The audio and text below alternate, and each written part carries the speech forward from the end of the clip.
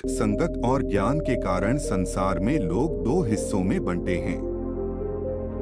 इनमें एक अच्छे और दूसरे बुरे कहलाते हैं।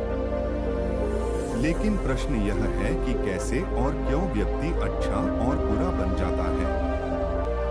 अच्छा और बुरा व्यक्ति की प्रवृत्ति है, लेकिन बात यह है कि क्यों और कैसे कोई व्यक्ति अच्छा या फिर बुरा बन जाता है।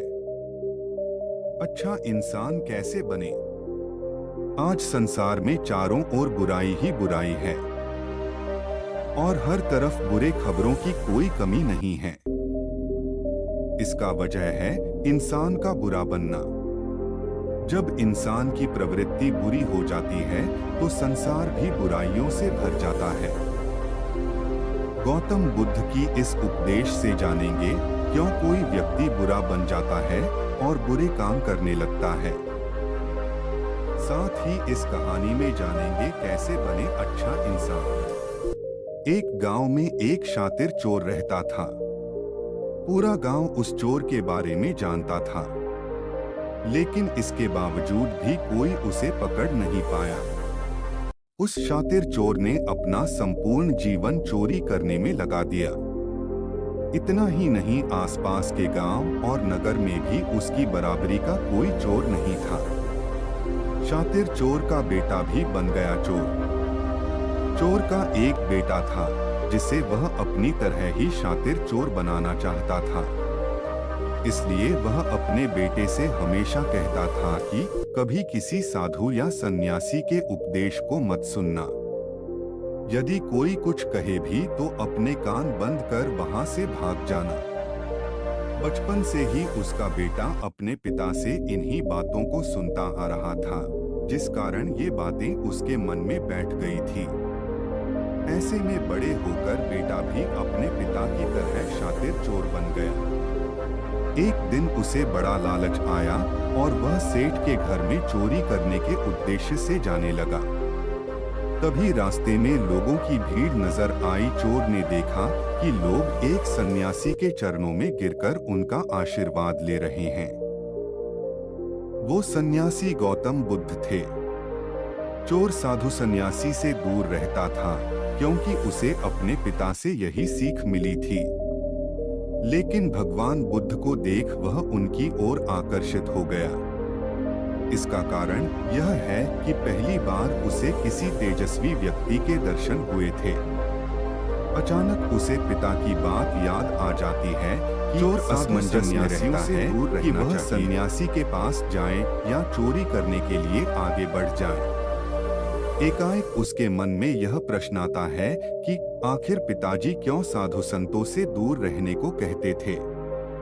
इसका उत्तर जानने के लिए चोर भी लोगों के बीच बैठ जाता है और भगवान बुद्ध के उपदेश सुनने लगता है।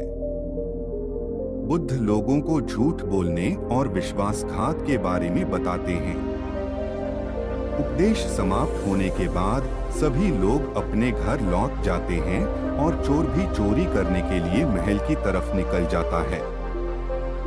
लेकिन पूरे रास्ते वह यही सोचता रहता है कि क्यों न एक बार उस सन्यासी के उपदेश में कही बातों को मानकर देखा जाए। इस तरह से वह चोरी करने के लिए घर की दीवार से कूदने के बजाय घर के द्वार से अंदर जाता है। उसे देख महल के द्वारपाल उसे रोकते हैं और भीतर जाने का कारण पूछते हैं। चोर कहता है, मैं चोर हूँ और सेठ के घर में चोरी करने जा रहा हूँ। द्वारपाल उसकी बातें सुनकर हंसने लगते हैं और कहते हैं, जरूर यह घर का सेवक या नौकर होगा और हमसे मजाक कर रहा है। यह सोचकर वे उसे घर के अंदर जाने दे देते हैं। जिसका नमक खाया उसके साथ विश्वासघात नहीं करना चाहिए। घर जाने के बाद चोर खजाना रखे तिजोरी के पास पहुंच जाता है और तिजोरी को तोड़कर धन और आभूषण को पोटली में भरकर भागने लगता है। तभी उसकी नजर ससेठ के घर के रसोई पर पड़ती है।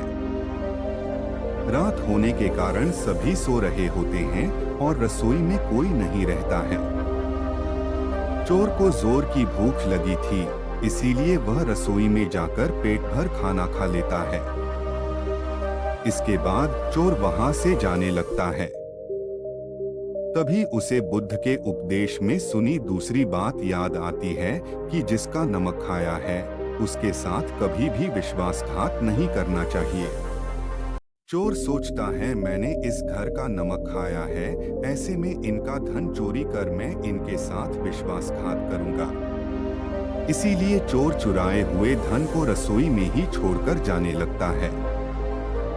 सेठ के घर के एक व्यक्ति की नजर चोर पर पड़ जाती है और वह शोर मचा देता है, जिससे घर के लोग चोर को पकड़ लेते हैं और सेठ के पास ले जाते हैं। सेठ चोर से पूछता है कि जब तुमने चोरी कर ली थी तो फिर इसे छोड़कर क्यों जा रहे थे? चोर कहता है, एक सन्यासी के उपदेश के कारण। संगत और उपदेश से होता है व्यक्ति के व्यक्तित्व का निर्माण। चोर की बात से सेठ प्रभावित होते हैं और उससे कहते हैं, अगर तुमने ऐसे उपदेश बचपन से ही सुने होते तो तुम कभी चोर बनते ही नहीं। इतना कहकर सेठ ने उसे कोई सजा नहीं दिलाई और छोड़ दिया। लेकिन सेठ ने उससे कहा कि एक बात याद रखना, सही संगत और सही उपदेश से ही व्यक्ति अच्छा इंसान बनता है। बचपन से ही गलत संगत और गलत उपदेश मिलने के कारण वह बुरा व्यक्ति बन जाता है। संगत और उपदेश व्यक्ति का जीवन बदल देते हैं।